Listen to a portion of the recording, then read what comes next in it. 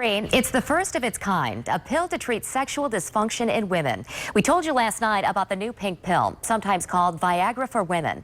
Our coverage continues this morning as we take your questions about adding to an expert.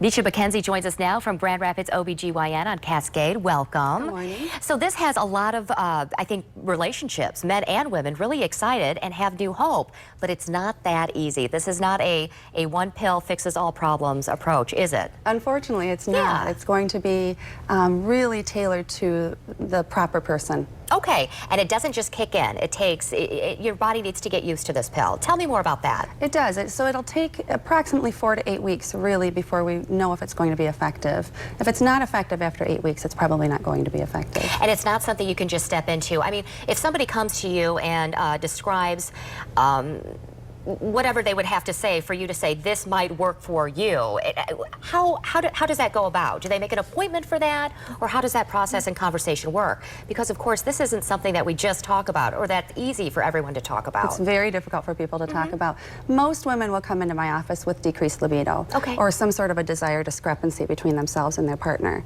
and so they want to kind of even out that discrepancy.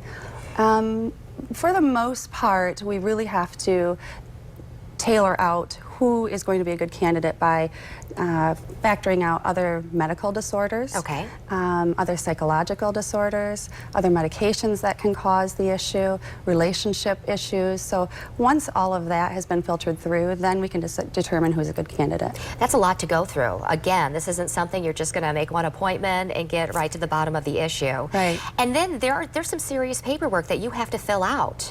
There's an agreement that the patient actually has to sign to say that they will not drink alcohol while on the medication. And why is that?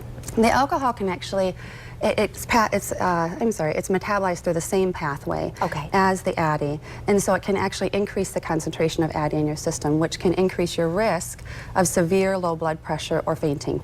Okay. What else do people need to know about this drug? There are certain other medications that people can be on that will make it so that they cannot take ADDI. Okay. And it is a medication that has to be taken every single day. Every single day. Night. At night. Okay, so there are a lot of things. Are you finding that people are coming to the office and asking for it, or at least have questions about it? They are, yeah. Okay. Yeah, a lot of women do have questions about it. When they find out some of the things that we've talked about right here, are they still interested in it? Most are. The alcohol warning is a deterrent for a lot of people. But when there is a real severe discrepancy with desire, a lot of women are willing to do what it takes to make that better for their relationships. So.